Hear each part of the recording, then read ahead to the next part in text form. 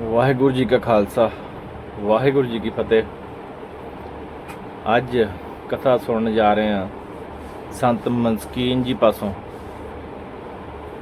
ਮੂਲ ਮੰਤਰ ਤੇ ਵਿਚਾਰ।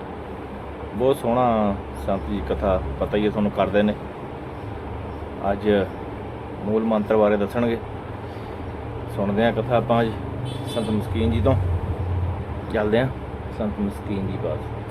इतनी महानता है कि ये गुण हिरदे च वसदियां ही जन्मां जन्मांतरां दे पाप नाश हो जाते हैं। औखद मूल मंत्र मन एके, इसनूं गुरु अर्जन देव जी ने औषधि मनिया, दवाई है।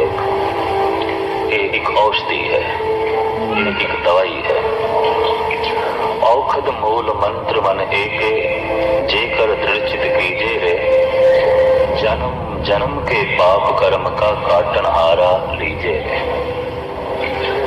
भटकना बहुत लंबी है, संस्कार पद्धत बहुत पुराने ने। सब कहते मूल मंत्र उसका इलाज है, मूल मंत्र उसकी औषधि है। आदि काल तो गुरु घराने विच पुराने अभ्यासी पहले मूल मंत्र जपते रहे ने, फिर गुरु मंत्र, फिर नितनेम करते हैं। हुण कथा कीर्तन ते लोकी सुन लेंदे ने, थोड़ा बहुत नितनेम भी कर लेंदे ने। ना मूल मंत्र का जाप है ते ना ही गुरु मंत्र का जाप है। रहतनामा जिहड़ा गुरु ग्रंथ साहब जी महाराज दे च दर्ज है, वो भी ये है कि गुरु सतगुर का जो सिख अघाए, सो भल के उठ हर नाम दिया। वो उठते हैं पहले नाम स्मरण करे। नितनेम साहिबा ने इसे रहतनामे च इशारा कर दिता, फिर चढ़े दिवस गुरबाणी गावे, बहंदियां उठदियां हर नाम दे आवे। बाणी का पाठ नितनेम बाद च करे। मूल मंत्र गुरु मंत्र पहले जपे। ये जाप है नहीं। इस वास्ते साडे विच भाई गुरदास पैदा होने बंद हो गए, भाई मनी सिंह जैसियां महान मूर्तियां पैदा होनियां बंद हो गई।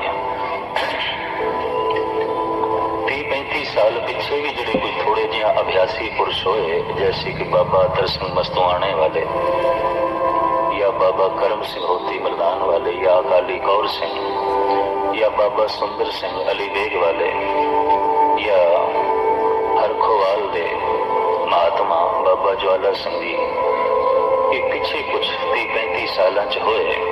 हुण ते अखां तरस गईयां। उंज ते संतां दीयां डारां ने, पर अभ्यास वाली गल नहीं कोई। और जिंदगी इसे मूल मंत्र ने बदलनी है। नवी जिंदगी नूं इसे मूल मंत्र ने जन्म देना है। पुराने जमाने च ब्राह्मण का नाम सी द्विज, दूजा जन्म। ਇਹਦਾ दूजा जन्म हो गया। किसका? जो ब्राह्मण है, जिदा मन ब्रह्म वर्गा बन गया है। ब्राह्मण जो ब्रह्म वर्गा बन गया है, जिदा मन ब्रह्म की तरह है, ईश्वर की तरह। गुरु ग्रंथ साहब जी महाराज दे च भी ब्राह्मण की तशरीह मौजूद है। ब्रह्म बिंदे से ब्राह्मणा, जो ब्रह्म का चिंतन करता है वो ब्राह्मण है। या कबीर कहते ने, कहो कबीर जो ब्रह्म विचारे, सो ब्राह्मण कहियत है हमारे। असी तो उन्होंने ब्राह्मण कहते हैं जिहदे कोल ब्रह्म दी विचार है। ते तुसी सिख किहनूं आखोगे? वो बहु यही गल है, सिखी सिखिया गुरु विचार। जे ब्रह्म दी विचार है ते ब्राह्मण है, ते जे गुरु दी विचार है ते सिख है, वरना कोई नहीं। जे ब्रह्म दी विचार कोई नहीं तो ब्राह्मण नहीं, जे गुरु दी विचार नहीं तो सिख नहीं। विचार दे आंदियां की होंदा है? ब्राह्मण नूं आख्या गया दुज, इहदा दूजा जन्म हो गया, इहनूं नवीं जिंदगी मिल गई। गुरु दे विचार दे आउंदियां तुसीं यही कुछ नहीं रह जाओगे जो कुछ हो। सवाल ही नहीं पैदा होंदा। फिर ते विचार कुछ भी ना होए, जे विचार भी आ गए तो असीं यही कुछ बने रहे नहीं, फिर असीं ये कुछ नहीं आ। फिर साहब कहते विचार दे आंदियां जन्म गुरु के घर दे विच आउंदा है। सतगुर के जन्मे गवन मिटाया, फिर जन्म गुरु दे घर हो जाता है। हुण ਤੇ ਅਸੀਂ ਮਾਂ-ਬਾਪ ਦੇ ਘਰ ਜਨਮ ਲਿਆ ਹੈ। ਗੁਰੂ ਦੇ ਘਰ ਉਦੋਂ ਜਨਮ ਹੋਵੇਗਾ ਜਦ ਹਿਰਦੇ 'ਚ ਗੁਰੂ ਦੀ ਵਿਚਾਰ ਵਸੇਗੀ, ਮੂਲ ਮੰਤਰ ਦਾ ਜਾਪ ਵਸੇਗਾ, ਗੁਰੂ ਮੰਤਰ ਦਾ ਜਾਪ ਵਸੇਗਾ। ਫਿਰ ਜ਼ਿੰਦਗੀ ਦਾ, ਜਿਸ ਨਵੀਂ ਜ਼ਿੰਦਗੀ ਦਾ ਜਨਮ ਆਉਂਦਾ ਹੈ, ਉਹ ਕਥਨ ਕਹਿਣ ਤੋਂ ਪਰੇ ਹੈ। ਮਾਂ-ਬਾਪ ਦੇ ਘਰ ਜਨਮ ਲੈ ਕੇ ਬੰਦਾ ਜਨਮ ਤੇ ਮਰਨ ਤੋਂ ਬਚ ਨਹੀਂ ਸਕਦਾ, ਚੱਲਦਾ ਹੀ ਰਹੇਗਾ। ਕੋਈ ਮਾਂ ਜਨਮ ਦੇ ਕੇ ਇਹ ਦਾਵਾ ਨਹੀਂ ਕਰ ਸਕਦੀ ਕਿ ਇਸ ਦਾ ਹੋਰ ਜਨਮ ਨਹੀਂ ਹੋਵੇਗਾ, ਇਹ ਚੱਲਦਾ ਰਹੇਗਾ। ਕਿਤੇ ਜਮ ਜਮ ਮਰੇ, ਮਰੇ ਫਿਰ ਜੰਮੇ, ਬਹੁਤ ਸਜ਼ਾਏ ਪਿਆ ਦੇਸ ਲੰਮੇ। ਨਿਹੰਗ ਸਿੰਘ ਜੋ ਕਹਿੰਦੇ ਨੇ ਕਿ ਗੁਰੂ ਗੋਬਿੰਦ ਸਿੰਘ ਸਾਡੇ ਪਿਤਾ ਨੇ, ਅਸੀਂ ਜੋ ਕਹਿੰਦੇ ਹਾਂ ਗੁਰੂ ਨਾਨਕ ਦੇਵ ਜੀ ਸਾਡੇ ਪਿਤਾ ਨੇ, ਕਲਗੀਧਰ ਸਾਡੇ ਪਿਤਾ ਨੇ, ਦਰਅਸਲ ਉਹ ਸਾਡੇ ਸ਼ਬਦੀ ਪਿਤਾ ਨੇ, ਨਾਦੀ ਪਿਤਾ ਨੇ। ਦੋ ਤਰ੍ਹਾਂ ਦੀ ਸੰਤਾਨ ਮੰਨੀ ਜਾਂਦੀ ਹੈ, ਬਿੰਦੀ ਸੰਤਾਨ, ਨਾਦੀ ਸੰਤਾਨ। ਮਾਂ-ਬਾਪ ਦੇ ਰਗਤ ਦੇ ਬਿੰਦ ਤੋਂ ਜੋ ਪੈਦਾ ਹੋਇਆ ਉਹਨੂੰ ਕਹਿੰਦੇ ਨੇ ਬਿੰਦੀ ਪੁੱਤਰ। ਜੋ ਕਿਸੇ ਦੇ ਵਿਚਾਰਾਂ ਤੋਂ ਜਿਸ ਨੇ ਜਨਮ ਲਿਆ, ਸ਼ਬਦ ਤੋਂ ਜਿਸ ਦਾ ਜਨਮ ਹੋਇਆ, ਉਹਨੂੰ ਕਹਿੰਦੇ ਨਾਦੀ ਸੰਤਾਨ। ਅਸੀਂ ਗੁਰੂ ਦੇ ਨਾਦ ਤੋਂ ਪੈਦਾ ਹੋਏ ਹਾਂ, ਅਸੀਂ ਗੁਰੂ ਦੇ ਸ਼ਬਦ ਤੋਂ ਪੈਦਾ ਹੋਏ ਹਾਂ। ਫਿਰ ਸਿੱਖ ਹਾਂ, ਪਰ ਸਿੱਖ ਉਹ ਜਿਹੜਾ ਸ਼ਬਦ ਤੋਂ ਪੈਦਾ ਹੋਇਆ। ਮੈਂ ਫਿਰ ਅਰਜ਼ ਕਰਦਾ, ਨਹੀਂ ਤੇ ਕੋਈ ਸਿੱਖ ਨਹੀਂ ਹੈ। ਬ੍ਰਾਹਮਣ ਉਹ ਜਿਸ ਦਾ ਮਨ ਬ੍ਰਹਮ ਵਰਗਾ ਬਣ ਗਿਆ ਤੇ ਬ੍ਰਹਮ ਦਾ ਚਿੰਤਨ ਕਰਦਿਆਂ ਕਰਦਿਆਂ ਬ੍ਰਹਮ ਦਾ ਰੂਪ ਹੋ ਗਿਆ। ਅਸੀਂ ਜਦ ਇਸ ਢੰਗ ਨਾਲ ਵੰਡਦੇ ਹਾਂ ਨਾ ਬ੍ਰਾਹਮਣ ਨੂੰ, ਬ੍ਰਾਹਮਣ ਨੇ ਇਹ ਕੀਤਾ, ਬ੍ਰਾਹਮਣ ਨੇ ਇਹ ਕੀਤਾ, ਤੇ ਖਿਮਾ ਕਰਨੀ ਤਥਾ ਕਥਿਤ ਸਿੱਖ, ਜੋ ਸਿੱਖ ਨਹੀਂ, ਜਿਹਦਾ ਵਿਚਾਰ ਤੇ ਜਨਮ ਨਹੀਂ ਹੋਇਆ, ਉਹ ਕੀ ਕਰ ਰਿਹਾ? ਸ਼ਰਾਬੀ ਮਹਾ ਉਹ ਹੋਇਆ ਪਿਆ। ਥਾਂ ਥਾਂ ਦੀ ਗੁੰਡਾਗਰਦੀ ਦੇ 'ਚ ਇਸਦਾ ਹੱਥ ਹੈ। ਗੁਰਦੁਆਰਿਆਂ ਦੇ ਗਲਤ ਇਸਤੇਮਾਲ ਦੇ ਵਿੱਚ ਇਹਦੀਆਂ ਰੁਚੀਆਂ ਨੇ। ਤੇ ਫਿਰ ਇਹ ਕੀ ਹੈ? ਇਹ ਤਾਂ ਕੋਈ ਗੁਰੂ ਦੇ ਘਰ ਜਨਮ ਹੋਇਆ, ਕੋਈ ਜਨਮ ਨਹੀਂ ਹੋਇਆ, ਐਸਾ ਦਿਖਾਈ ਨਹੀਂ ਦਿੰਦਾ ਪਿਆ। ਉਹ ਬ੍ਰਾਹਮਣ ਬਹੁਤ ਪਿਆਰਾ ਸੀ, ਜਿਹਦਾ ਬ੍ਰਹਮ ਵਰਗਾ ਮਨ ਤੇ ਨਹੀਂ ਸੀ, ਲੇਕਿਨ ਦਾਵਾ ਕਰਦਾ ਸੀ ਮੈਨੂੰ ਬ੍ਰਾਹਮਣ ਆਖੋ। ਤੇ ਗੁਰੂ ਦੀ ਕੋਈ ਵਿਚਾਰ ਨਹੀਂ, ਗੁਰੂ ਦੇ ਘਰ ਜਨਮ ਨਹੀਂ, ਤੇ ਦਾਵਾ ਕਰੇ ਮੈਂ ਸਿੱਖ ਹਾਂ। ਖਿਮਾ ਕਰਨੀ, ਉਹ ਸਿੱਖ ਵੀ ਭੈੜਾ ਹੀ ਹੋਵੇਗਾ, ਕੋਈ ਬਹੁਤ ਚੰਗਾ ਨਹੀਂ ਹੋ ਸਕਦਾ। ਸਤਿਗੁਰ ਕੇ ਜਨ ਨੇ ਗਵਨ ਮਿਟਾਇਆ।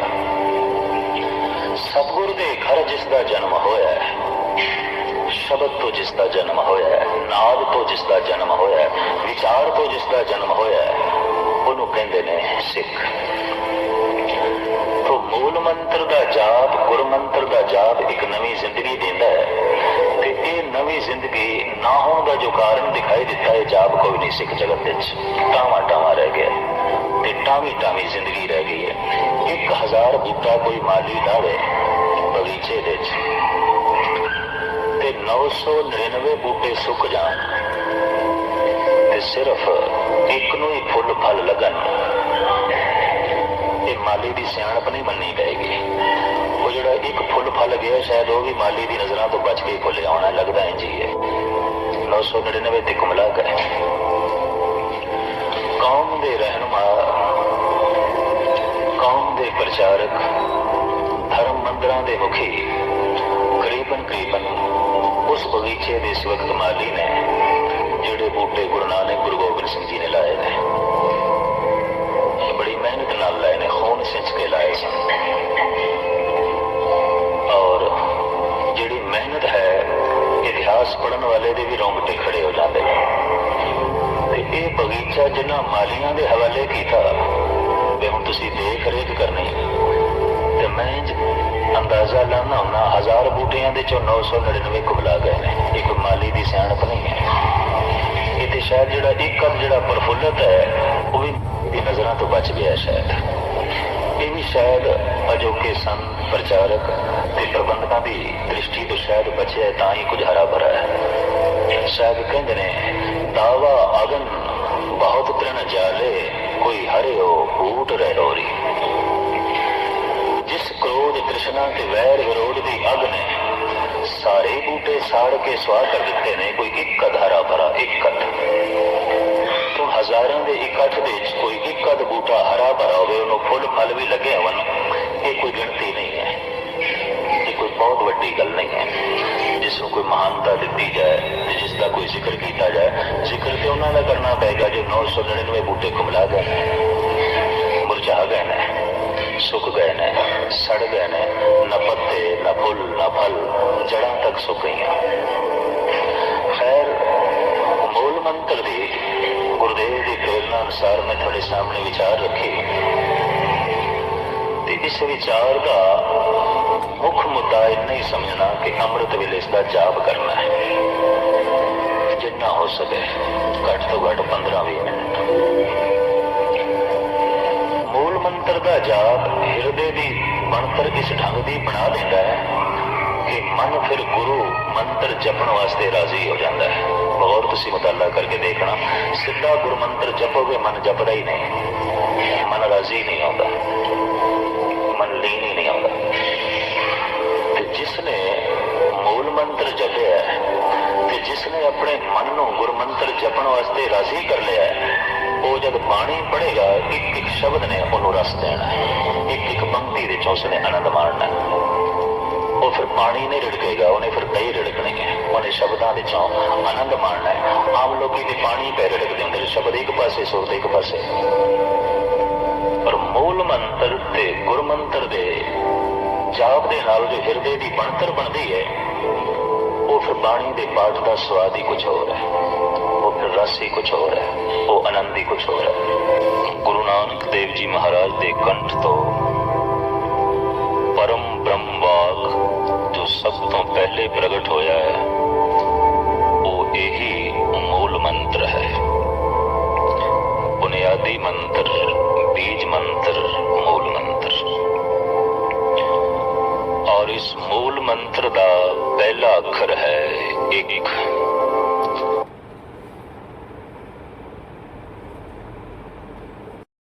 दुनिया एक हिंदसा है, गणत है, पर गुरु नानक की दृष्टि एक ब्रह्मवाक है, अमृतमयी वचन है, ईश्वर तो सिद्धा उतरे है, ये वाक एक।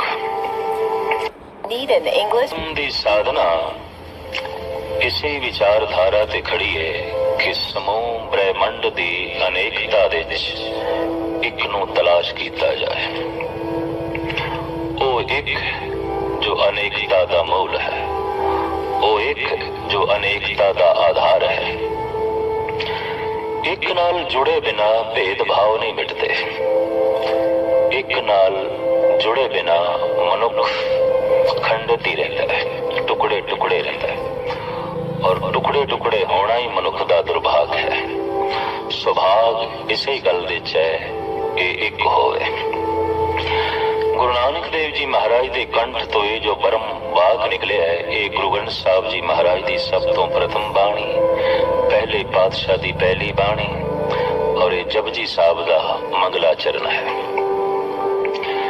इसकी महिमा गुरु अर्जन देव जी महाराज इस तरह करते ने, औखद मूल मंत्र मन एक है, जे कर दृढ़ चित कीजे रे, जन्म जन्म के पाप कर्म का काटन हारा लीजे रे।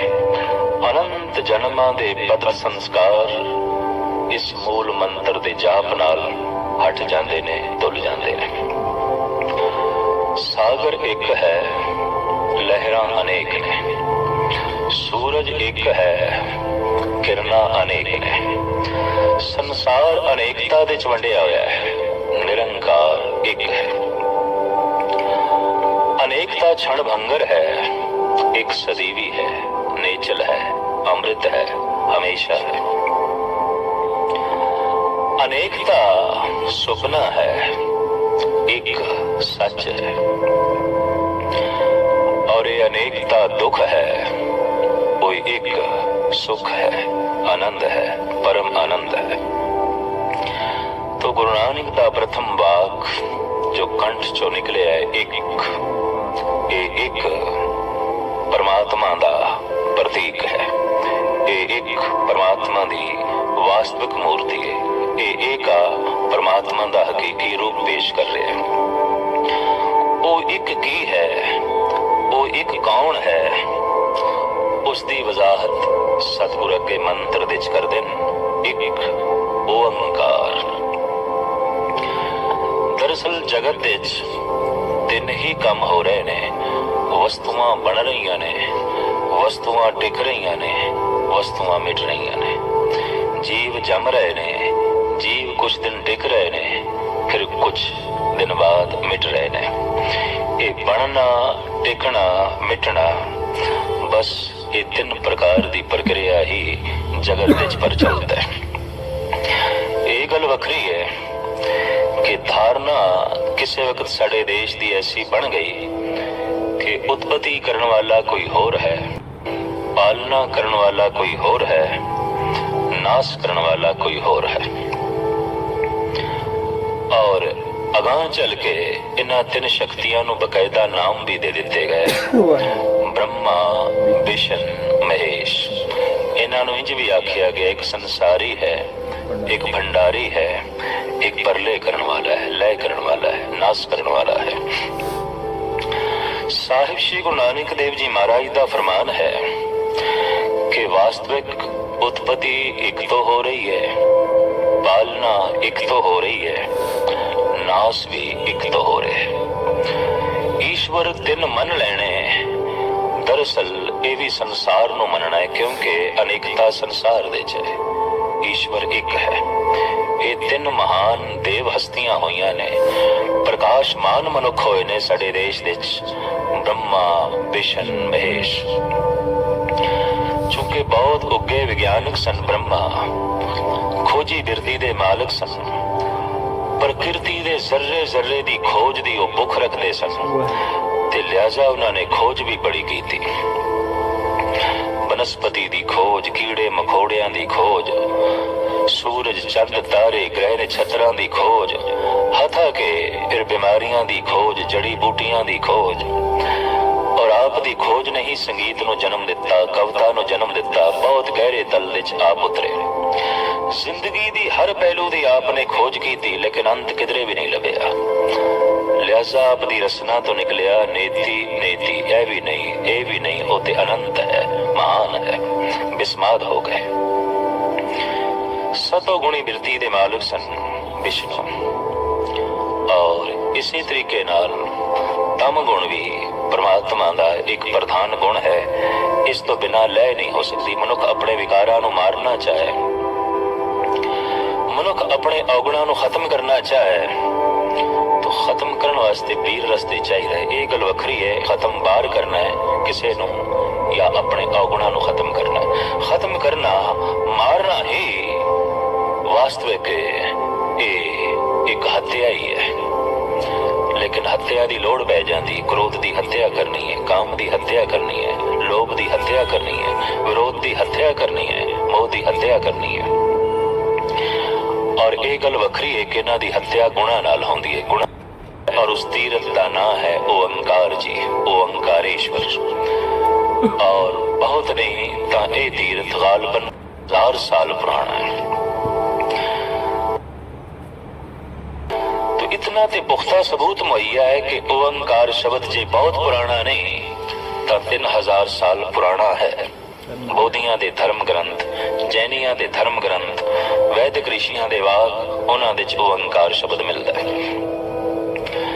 पर ओंकार नाल जो एका जोड़िया गुरु नानक ने यह अद्वितीय है, क्योंकि आप दी ये धारणा है कि उत्पत्ति एक तो हो रही है, पालना एक तो हो रहा है, और नाश भी एक तो ही हो रहा है। साहिब गुरु नानक देव जी महाराज की धार्मिक साधना भी इस विचारधारा के आले दुआले घूमती है कि ऐ बंदे, समूह ब्रह्मंड की अनेकता दे तो एक दी तलाश करनी, और एक नाल जुड़े बिना तेनों सुख नहीं मिलेगा। एक नाल जुड़े बिना तू परम आनंद की खुमारी नहीं ले सकेगा। अनेकता के सागर दियां लहरां ने, लहरां कोई छोटियां ने, कोई वड्डियां ने, कोई बहुत वड्डियां ने। लहरां दे टकराव भी है, आपस दे टकरांदियां भी ने। तो संसार दे बड़ा तनाव है, बड़ा टकराव है। कोई छोटा है, कोई वड्डा है, कोई बहुत वड्डा है, कोई बहुत वड्डा है। किसी लहर नूं किनारा नसीब होंदा है, किसी नूं किनारा नसीब नहीं होंदा। किनारे तो पहले ही खत्म हो जांदियां ने, मंजिल तक पहुंचदे रस्ते च ही खत्म हो जांदियां ने। तो संसार विच कईयां दी मकसद की पूर्ति हो जाती है, कई विचारे विचकार ही रह जाते हैं, टकराव बड़ा है, तनाव बड़ा है। मंजिल तक सारियां ही लहरां पहुंचणियां चाहदियां ने, पर है न बहुत। तो संसार दे विच हर मनुख है धनवान बनना चाहता है, हर बंदा हुक्मरान बनना चाहता है, हर बंदा शिखर ते पहुंचना चाहता है। ते शिखर दी कुर्सी होवे एक ते करोड़ा मनुख उम्मीदवार होवन, आखिर एक ही पहुंचेगा, आखिर एक ही विराजमान होवेगा, सारे ते पहुंच नहीं सकते। इस वास्ते संसार दे बड़ा तनाव है, बड़ा टकराव है, बड़ी अनेकता है। और अनेकता किधरे रंग करके, रूप करके, नस्ल करके, भाषा करके, सुभाव करके, इलाके करके, इस तरह की अनेकता समुचे जगत विच मौजूद है। ये अनेकता सिर्फ मनुखी तल ते नहीं, प्रकृति के जर्रे जर्रे विच अनेकता है। एक पहाड़ वर्गा दूसरा पहाड़ नहीं है, एक दरिया वर्गा दूसरा दरिया नहीं है, एक झील वर्गी दूसरी झील नहीं है, एक दरख्त वर्गा दूसरा दरख्त नहीं है। और दरख्त कहना ते बहुत वड्डी गल है, एक पत्ते वर्गा दूसरा पत्ता भी नहीं है। साहिब गुरु अर्जन देव जी महाराज दा फरमान, मेरे करते एक खेल रचाया, कोई ना किसी ही जिहा उपाया। एक जैसा दूसरा नहीं है जगत विच, एक तारे जैसा दूसरा तारा नहीं है, एक पृथ्वी जैसी दूसरी पृथ्वी नहीं है, और एक फूल जैसा दूसरा फूल नहीं है, एक फल जैसा दूसरा फल भी नहीं है। लाजमी सूक्ष्म रूप दे भेद होवेगा। तो संसार खड़ा है भेद ते, परमात्मा दी होंद अभेद है। संसार खड़ा है अनेकता ते, परमात्मा एक है। असी संसारी उसनू आखांगे जो अनेकता विच जी रहा है, भेदभाव विच जी रहा है। भगत उसनू आखांगे, धार्मिक उसनू आखांगे जो एक दे विच जी रहा है, भेदभाव तो उच्चा जी रहा है, अनेकता तो उच्चा जी रहा है। जैसे कि सतगुरु दे वाक, एक पिता एक सके हम बारक, दो मेरा गुर हाई। समूह ब्रह्मंड दा मालिक ते करता जे एक है, तां फिर ये सारी औलाद उस एक दी है। ते उस एक दी औलाद होने दे नाते कम से कम मनुखी तल ते भाईचारा चाहिए है, और सारे भाई है। इस वास्ते गुरु नानक दा पहला ब्रह्म वाक है एक। उस एक तो ही उत्पत्ति हो रही है, उस एक तो ही पालना हो रही है, और उस एक तो ही नाश हो रहा है। वो जो एक है, सतगुरु कहने ना, वो सत्य है, कायम दायम है, हमेशा है, सदैवी है। इस वास्ते जो दूसरा वाक निकले है एक ओंकार सत्य, वो सत्य स्वरूप है, वो नेचर है, वो कायम दायम है। वो ऐसा नहीं कि अज है ते कल नहीं, वो ऐसा नहीं एक थां ते है और दूसरी थां ते नहीं। वो एक परम शक्ति है, एक व्यक्ति नहीं। गुरु नानक की दृष्टि वो जो एक है वो ओंकार है, वो जो ओंकार है वो सत्य है, और जो सत्य है वो व्यक्ति नहीं, वो शक्ति है। व्यक्ति तस्लीम करदियां ही व्यक्ति दे तमाम दोष फिर परमात्मा नाल जोड़ने पैणगे। व्यक्ति च की दोष है? व्यक्ति दा जन्म है, ते जिसदा जन्म है उसका मरण है। तो सतगुरु कहते आ जन्म है, आ मरण है, तेरा कोई जन्म नहीं, तेरी कोई मौत नहीं।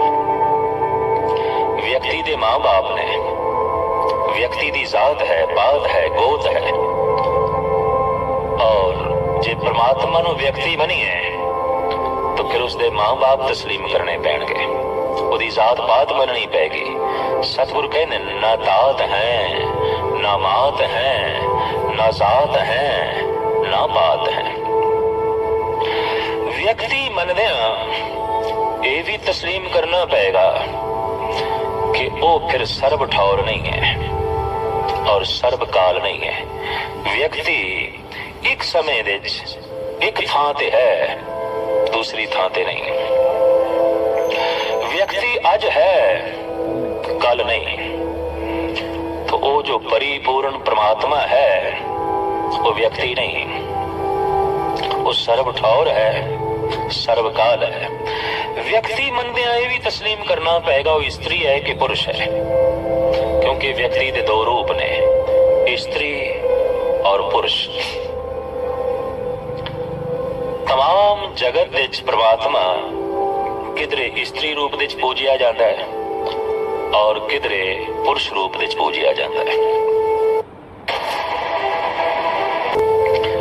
साहिब कहन ना नर है ना नार है, सो किम मान स्वरूप कहाए, सिद्ध समाध साध कर हारे, कहो न देख न पाए। तमाम ऋषि मुनि जोगियां ने समाधि ला के उसको खोजना चाहा है, मनुख की तरह वो नहीं दिखाई देता। वो व्यक्ति नहीं है, वो एक शक्ति है। और जो व्यक्ति बनी है तो फिर तस्लीम करना पड़ेगा या वो स्त्री है या वो फिर पुरुष है।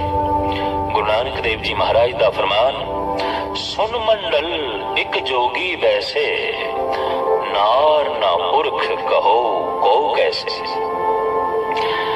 निर्विचार अवस्था सुन मंडल दे जगत नाल जुड़िया होया एक जोगी दिखाई दे रहा है, जर्रे जर्रे नाल जुड़िया होया। ओ जोगी ना स्त्री है ना पुरुष है, फिर वो की है, त्रिभुवन जोत रहे लिवलाई, सुर नर नाथ सचे सरनाई। वो एक जोत है, वो एक प्रकाश है, वो एक चानना है जो व्यापक है, सदी भी है, हमेशा है, कायम दायम है, होंद वाला है। तो सतगुरु कह रहे ने वो जो एक है जिस तो उत्पत्ति पालना ते नाश हो रहा है, वो सत स्वरूप है। ते जिसनों सत कहते ने फिर उसनों सतगुरु कहते ने नाम। एक ओंकार सत नाम। नाम तो मुराद है नामना रखने वाला, हस्ती रखने वाला। जैसे कह देंगे फलाने का नाम बड़ा उच्चा हो गया, फलाने का नाम बड़ा महान हो गया, फलाने का नाम शिखर ते पहुंच गया है, तो नाम हस्ती की सूचना है, वडियाई की सूचना है, ये बहुत बड़ा हो गया। तो वो नामने वाला है। वस्तु दी हस्तियां दी पहचान भी नाम करके होंदी है, नाम देना पैंदा है। प्राचीन समय साडे देश की प्रथा सी कि वस्तु की जो खूबी वेखो, जो उसका गुण धर्म वेखो, वैसा उसको नाम दे दो। और करीबन करीबन तमाम वस्तुओं को दृश्य अदृश्य सबनों नाम दिते जा चुके ने। नाम तो बिना ज्ञान नहीं होता, नाम तो बिना वस्तु की पहचान नहीं हो सकती। तमाम वनस्पति को नाम दिता गया है। ये गुलाब है, ये चमेली है, ये गोभी का फुल है, ये बैंगन है, ये निम का दरख्त है, ये पिपल है। तमाम दरख्त वनस्पति फुल फल नो बकायदा नाम दिते गए ने। ये गल वखरी है कि सानू कुछ एक दा नाम ना आवे, पर कायनात विच मौजूद तमाम वनस्पति का बकायदा नाम है। और नाम दे आसरे ते ही ज्ञान खड़ा है।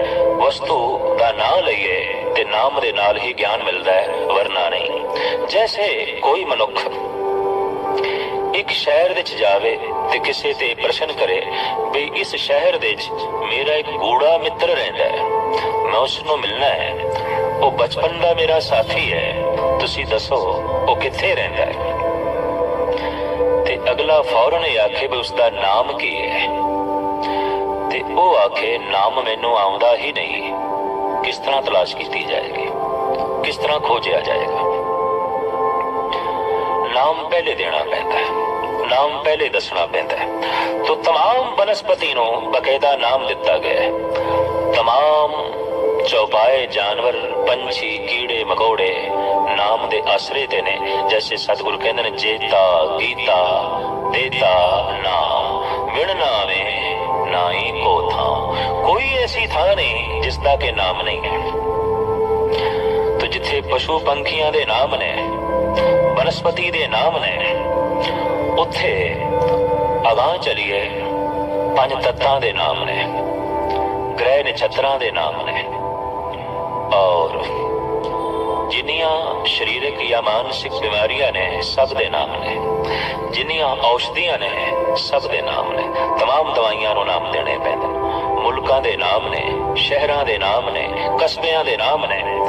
ਹਰ ਕਸਬੇ ਨੂੰ ਮਿਲਾਉਣ ਵਾਲੀ ਸੜਕਾਂ ਦੇ ਨਾਮ ਨੇ, ਰੋਡਾਂ ਦੇ ਨਾਮ ਨੇ, ਗਲੀਆਂ ਦੇ ਨਾਮ ਨੇ। ਕਿਉਂਕਿ ਨਾਮ ਤੋਂ ਬਿਨਾ ਨਾ ਸ਼ਹਿਰ ਦਾ ਬੋਧ ਹੁੰਦਾ ਹੈ, ਨਾ ਮੁਲਕ ਦਾ ਬੋਧ ਹੁੰਦਾ ਹੈ। ਨਾਮ ਤੋਂ ਬਿਨਾ ਨਾ ਹੀ ਕਿਸੇ ਵਸਤੂ ਦਾ ਬੋਧ ਹੁੰਦਾ ਹੈ। ਸਭ ਕੁਝ ਦੇ ਨਾਮ ਰੱਖਣ ਤੋਂ ਬਾਅਦ ਆਖਿਰ ਮਨੁੱਖ ਨੇ ਫਿਰ ਮਨੁੱਖ ਦੇ ਵੀ ਨਾਮ ਰੱਖੇ ਨੇ। तो 4 अरब तो भी वध कोई मनुख इस पृथ्वी ते मौजूद ने, सब दे नाम ने। नाम तो बिना जिथे बाकी वस्तुओं का ज्ञान लेना औखा है, मनुख का ज्ञान लेना भी औखा है। मनुख की होंद असी नाम के आसरे ते दसते हैं। सूझवान मनुख जद हर वस्तु ते हर हस्ती का नाम रख हटिया तो उसनों ख्याल आया मैं कृत नूं नाम दिता है, करते नूं नाम ते दिता ही नहीं। तो फिर मनुख ने ही परमात्मा दे नाम रखे। ये खुदा है, ये अल्लाह है, ये राम है, ये रहीम है, ये मधुसूदन है, ये निरंजन है, ये माधो है, ये गुसाई है, ये करतार है, ये वाहिगुरु है। ये सब नाम परम पुरखा दे रखे हुए ने। वस्तु दी हस्ती दी पहचान नाम दे आसरे ते खड़ी है। नाम के धारे सगले जंत जितने जीव जंत ने उन्हां दी पहचान नाम दे आसरे ते खड़ी है। विज्ञानक जद भी कोई नवा आविष्कार कर देन, कोई नवी खोज कर देने, उस खोज नूं ते खोजी हुई वस्तु नूं लाजमी नाम देते हैं। नाम देना पैंदा है। नाम तो बिना फिर जगत नूं ज्ञान देना बड़ी औखी गल हो जाती है।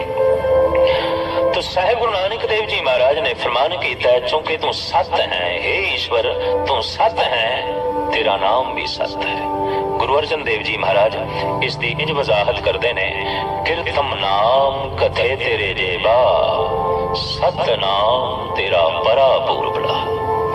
कीर्तम नाम तेरे किथे तक बयान करिए। कृत नूं वेख के कीर्तम नाम रखने पैंदे ने। जैसे असी कह देंगे हैं माली है, ये चमार है, ये लोहार है, ये सराफ है, ये दुकानदार है, ये सब कीर्तम नाम है। किरत दे बदलदियां नाम बदल जाता है। अगर एक सराफ सोने का काम छड़ के लोहे का काम शुरू कर देवे फिर उस सराफ ने लोग उसनों लोहार कहते हैं। और यही लोहार लोहे का काम छड़ के बजाजी की दुकान पा दे, कपड़े की दुकान पा लवे, फिर लोग उसनों बजाज कहते हैं। वो लोहार नहीं रहे। और वही मनुख कपड़े का काम छड़ के खेती बाड़ी का काम करना शुरू करे, लोग जमींदार कहते हैं। किरत दे बदलदे नाम बदलते ने। तो परमात्मा की ते अनेकों तरह की कृत प्रगट हो रही है। खिन में अवर खिने में अवरा, अचरज जर तुम्हारे, रूड़ो गूड़ो गहर गंभीरो, ऊंचो अगम अपारे। अणगिनत तरह की क्रिया उस तो थां थां ते प्रगट हो रही है। इस वास्ते उसकी क्रिया नूं वेख के तरह तरह के नाम भगत जना ने दिते। गुरु अर्जन देव जी महाराज का फरमान, कीर्तम नाम कथे तेरे जेबा, कृतमान नाम मैं तेरे किथे तक कथन करा। चूंकि कर्ता महान है, उसकी कृत भी महान है, उसकी कृत भी अणगिणत है। और इस तरह उसकी कृत के आसरे ते उस करते नूं नाम देंदे गए ते ये नाम मुक्कण नहीं लगे, ये नाम अनंत होणगे। तो सतगुरु कहंदे तू सत है, इस वास्ते तेरा नाम भी सत है। कीर्तम नाम कथे तेरे जेबा, सत नाम तेरा बड़ा पूर बड़ा। तू सत है, तेरा नाम भी सत है। तू सत है, तेरी होंद सत है, तेरा नाम भी सत है। वो जो सत नाम है उसका सफाती नाम उपनाम गुरु नानक देव जी महाराज ने इंज रखे है, हे ईश्वर तू आश्चर्य है।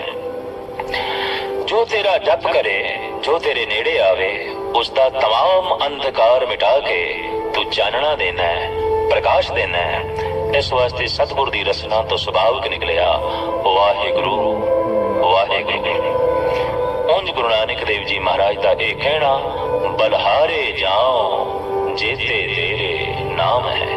हे हे ਪ੍ਰਮਾਤਮਾ ਮੈਂ ਸਦਕੇ ਜਾਣਾ ਜਿਤਨੇ ਤੇਰੇ ਨਾਮ ਨੇ, ਜਿਤਨੇ ਨਾਮਾਂ ਨਾਲ ਤੈਨੂੰ ਯਾਦ ਕੀਤਾ ਗਿਆ ਹੈ, ਹਰ ਨਾਮ ਤੋਂ ਮੈਂ ਸਦਕੇ ਹਾਂ, ਹਰ ਨਾਮ ਤੋਂ ਮੈਂ ਬਲਹਾਰਨੇ ਹਾਂ। ਕੋਈ ਬੋਲੇ ਰਾਮ ਰਾਮ, ਕੋਈ ਖੁਦਾ ਹੈ, ਕੋਈ ਸੇਵੇ ਗੁਸਈਆਂ, ਕੋਈ ਅਲਾ। हे परिपूर्ण परमात्मा, कोई अल्लाह अल्लाह कह के तेरे नाल जुड़ रहा है, कोई राम राम कह के तेरे नेड़े आ रहा है, कोई गुसाई गुसाई कह के तेरे नाल जुड़न दी कोशिश कर रहा है। बलहारे जाओ जेते तेरे नाम है, तू अनंत नाम दा मालिक है, अनंत तेरे नाम ने, और मैं तेरे हर नाम तो सदके हाँ, उंज तेरा कोई भी नाम नहीं, क्योंकि नाम तेनों दिता गया है। तेरी क्रिया वेख के, तेरा सुभाव वेख के, तेरे गुण धर्म वेख के तेनू नाम दिते गए ने। उंज अनाम है, अठाम है, तेरा कोई नाम नहीं, क्योंकि तेरी कोई विशेष थां नहीं, तेरा कोई विशेष रूप नहीं। तू अनंत रूपां दा मालिक, अनंत थां विच तू विराजमान सर्वकाल। तेनू किसी एक नाम दे डब्बे च बंद नहीं किया जा सकता। इस वास्ते बलहारे जाओ जेते तेरे नाम है, चूंकि तू सत है। तो सतगुरु कहते ने सत नाम, तेरी हस्ती सत है, तेरा नाम सत है। गुरु नानक देव जी दृष्टि विच वो जो करता है वो एक है, उस तो उत्पत्ति पालना ते नाश हो रहा है, वो सत स्वरूप है, उसका नाम सत है। जाप दी इतनी महत्ता है कि एक गुण हिरदे च वसते। ਹਾਂਜੀ, ਬਹੁਤ ਵਧੀਆ ਕਥਾ ਸੀ ਸੰਤ ਮਸਕੀਨ ਜੀ ਦੀ। ਇੱਕ